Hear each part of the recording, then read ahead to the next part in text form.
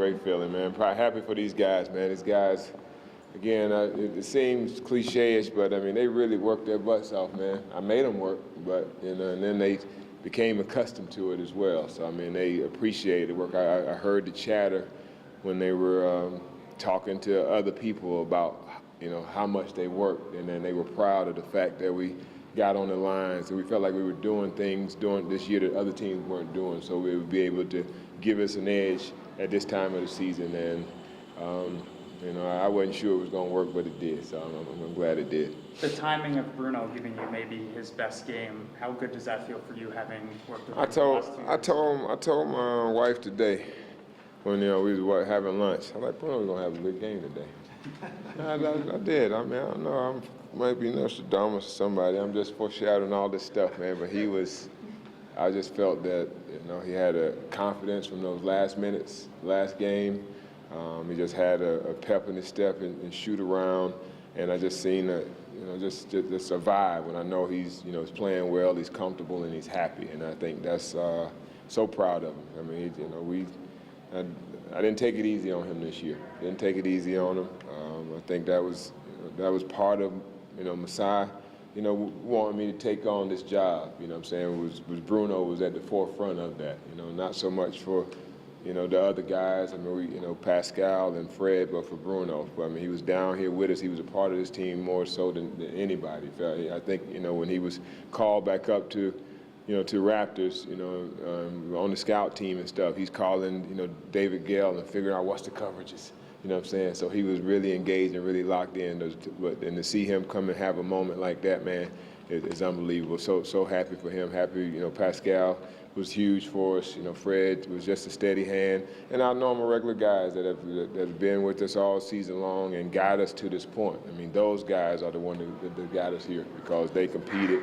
You know Eddie, Axel, you know, all of those guys, man, are part of this championship, and we can't wait to get with our other brothers and celebrate with them as well. So many guys stepping up throughout these playoffs. Brady a lot of times, EJ, CJ just the game after Eddie went down. But how incredible is that for you to see as a coach? You get accustomed to it a lot during the season, but in a moment like this. Yeah, that's what we talked about, man. Every guy's being ready. You know, when you put in the work, you know, that it validates for you the confidence to go out and have the swag to come out and perform. And I think it's all because of their work. I mean, they felt good. I mean, I had no problem. You know, Negus has been out with a concussion for, you know, 2 weeks. Didn't even know if he was going to make it back to even play. I don't have a problem throwing him out there today. You know what I'm saying? Because I trust him. I trust the work. When you trust the work and you put in the work, good things happen. And, man, just proud, man. Just this whole situation this year. You know, Messiah offered me this opportunity. Got to give Case, you know, all those guys. Just to bring me last year, I was an assistant. You know, this wasn't even on my radar. And, you know, just in this short amount of time to entrust the leadership in me to be able to come in and take over this team and kind of build a blueprint, build a Bible of how we should do things. I'm just thankful for those guys, thankful for this community, Mississauga. I mean, I made some friends that, you know, there's going to be lifetime friends. And, you know, people, I mean, we wanted to talk about Corey Smith and the little kid Nathan Smith, who, you know, has cystic fibrosis. He was one of, you know, we had him as a team guy. I want to dedicate this whole championship to his family, man. Now, you know, understand, we take so much for granted when we got healthy kids and, you know, just go about our daily, but there's people that's really, you know, dealing with some things, and just for him, that outlet of bringing him to the games and seeing the enjoyment on his face, you know, and it's a break from them for all of the work that they have to do, you know, 24 hours a day when you have a kid, you know, who has special needs. And, man, those people are our family now. They followed us on the road to different places. And like I said, I wouldn't have those relationships if I didn't have this job. Maybe that's what it's all about. It's not so much about the basketball accomplishments. I've had enough of those to last a lifetime. But to be able to forge friendships and build a bond with a group of young men that we've done this year, you know, and our you know, ancillary staff who took care of these guys, you know, Shelby, Steph, you know, Stefano with our media responsibilities. Everybody go down the road. Dan putting this team together. Everybody. John Wiggins making sure things were right in the building. Creating a great environment for our group. All of my coaches. The hard work that they put in the mornings on the player development side, making sure these guys. And then we come back a couple hours, get a few hours sleep. Then we come back to practice.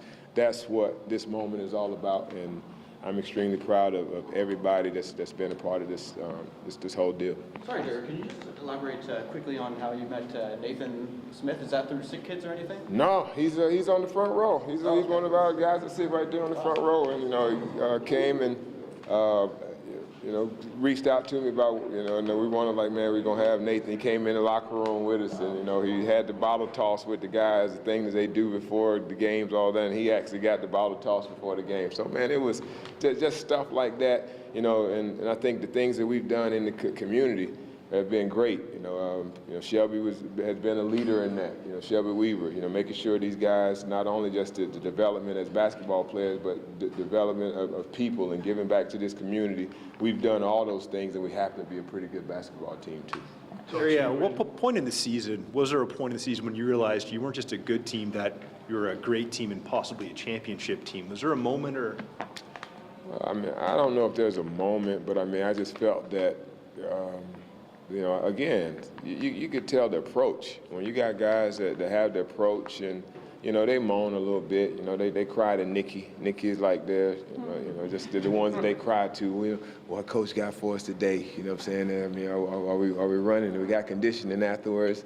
And, she comes over and says, they may be a little bit tired. And I'm like, I don't want to hear that. Get on the line. Let's get it done. I know what this moment is. But I just, I don't know, man. It's always, you're on the edge, you're on the fence. You feel like you could be pretty good, but it could all go away just in a minute if guys aren't focused to the details of what's happening. And to our credit, guys continue to stay focused, engaged, locked in, and they wanted this moment.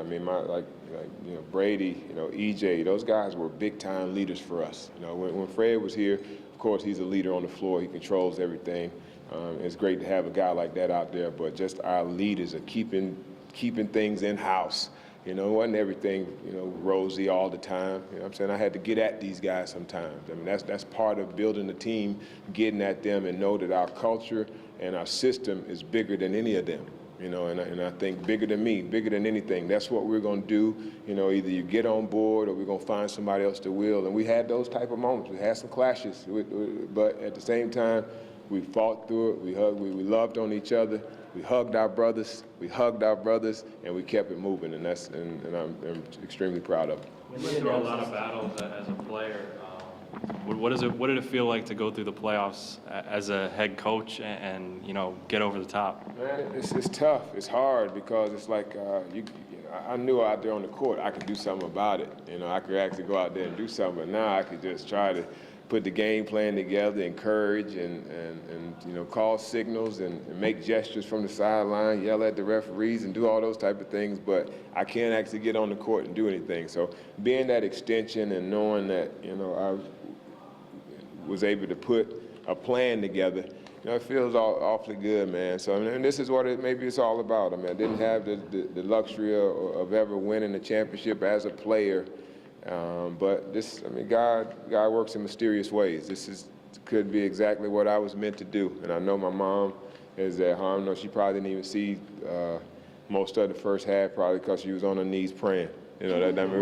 She's a God-fearing woman, and I know she was praying for us to pull this game through. She probably opened her eyes when we got up 20 a little bit. She felt a little bit better about that, but she was still probably during the timeout, still sending up a little timber, to the man upstairs. So I appreciate her and my dad for being leaders. I think that's the leadership quality that I was able to inherit was seeing them, lead people.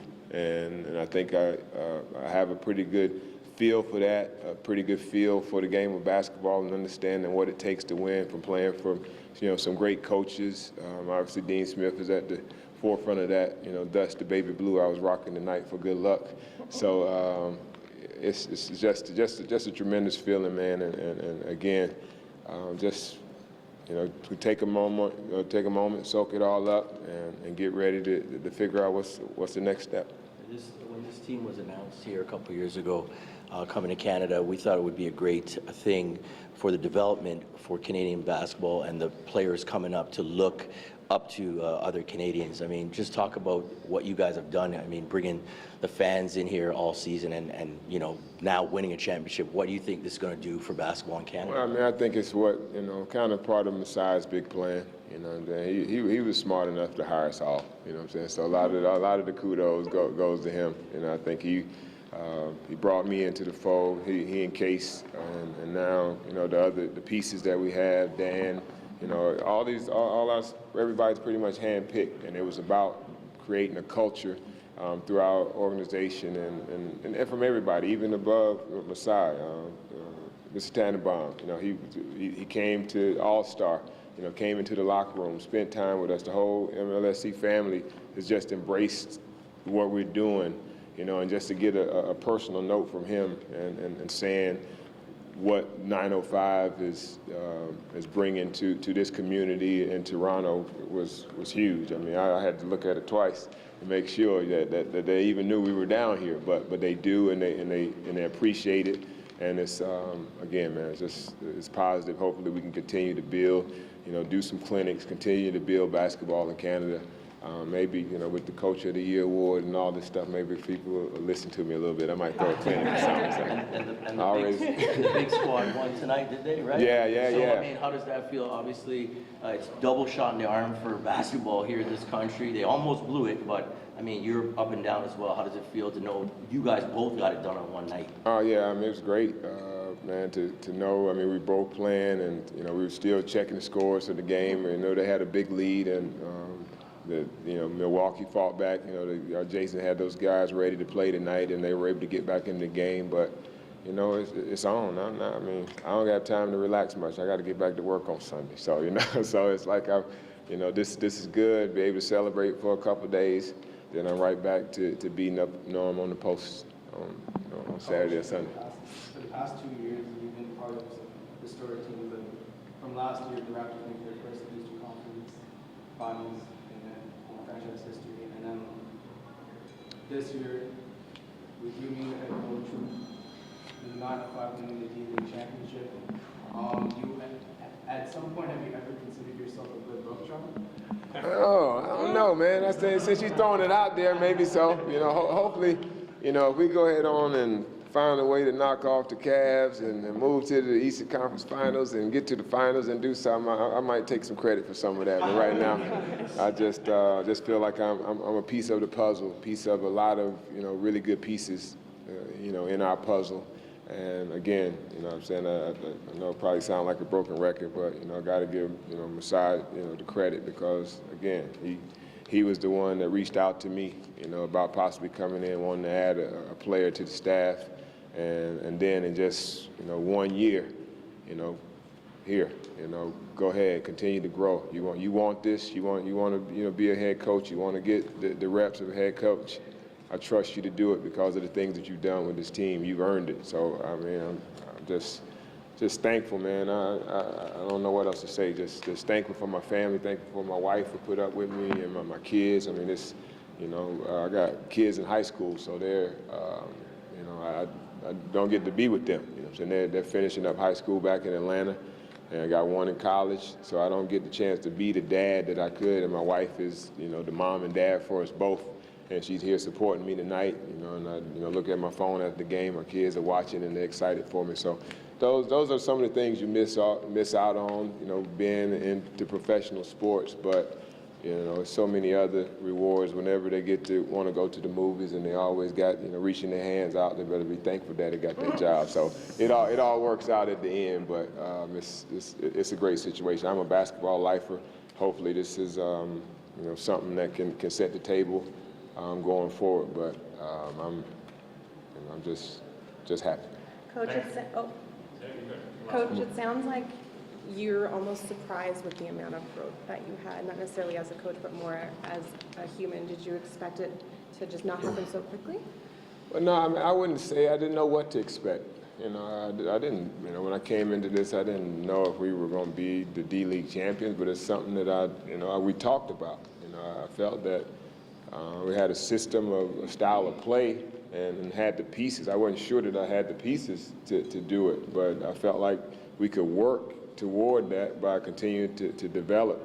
The player, like I said, the player development piece is always going to be a huge part of whatever team that I'm coaching, because I feel like you getting better as individuals help the team, you know, get better. And I think, and to see that happen, you know, definitely gives me some confidence. I mean, I had a Bible that I created at the start of the year that, you know, kind of detailed and chronicled month by month the expectations that I had. I passed it out to the coaches, and I could see their eyes rolling up in their heads like, man, we're not going to win 8 out of 10 games every month. You know what I'm saying? Well, we did.